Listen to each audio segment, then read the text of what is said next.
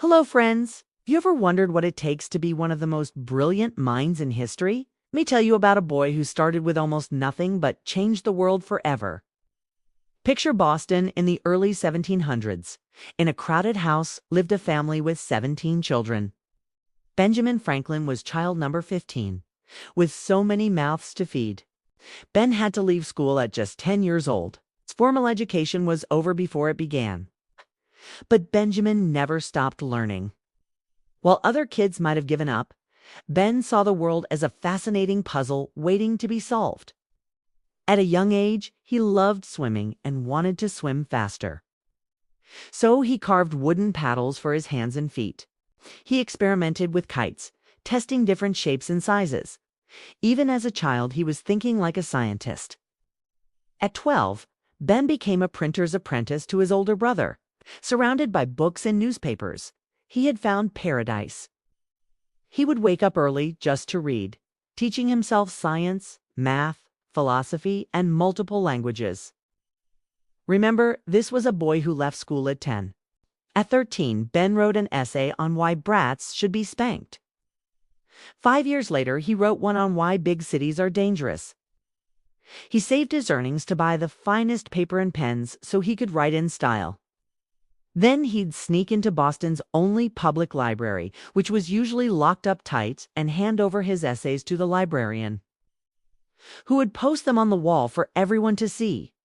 These weren't bad for a kid who never went to school. Ben began writing articles, but knew people wouldn't take a teenager seriously. So he created a fake identity, a middle-aged widow named Silence Doggood.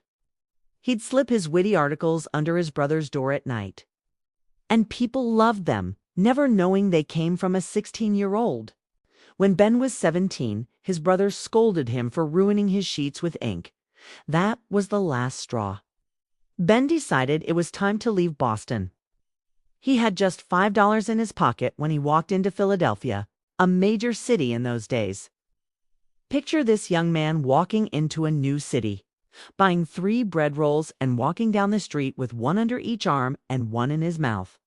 A young woman named Deborah Reed saw him and laughed. Little did she know she was looking at her future husband. In Philadelphia, Ben opened his own print shop. But what really captured his imagination was electricity. In Ben's time, electricity was like magic. People could see lightning but didn't understand what it was. Most people were afraid of it. Not Benjamin Franklin. On June 15, 1752, Franklin conducted his most famous experiment. He attached a metal key to a kite string and flew it into a thunderstorm.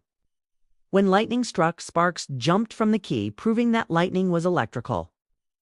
Imagine standing in a field during a storm, holding that string. Most people would call it crazy. Franklin called it science. This experiment led to the lightning rod, which protected buildings from fire during storms. But Franklin didn't stop there. He invented bifocals for people who needed help seeing near and far. He created the Franklin stove, which heated homes more efficiently. He started America's first public library because he believed knowledge shouldn't just belong to wealthy people. Franklin organized the first volunteer fire department, helped start a hospital and university, and even mapped ocean currents to help ships travel faster. But perhaps most importantly, he became a founding father of the United States. When America needed independence from Britain, they needed someone smart and diplomatic enough to help create a new nation. Franklin helped write the Declaration of Independence, convinced France to support America's fight for freedom, and helped shape the Constitution we still live under today. Think about this. The boy who left school at 10 became one of the most educated people of his time. The teenager who walked into Philadelphia with nothing became one of America's most successful businessmen. The curious young man with a kite became a world-leading scientist.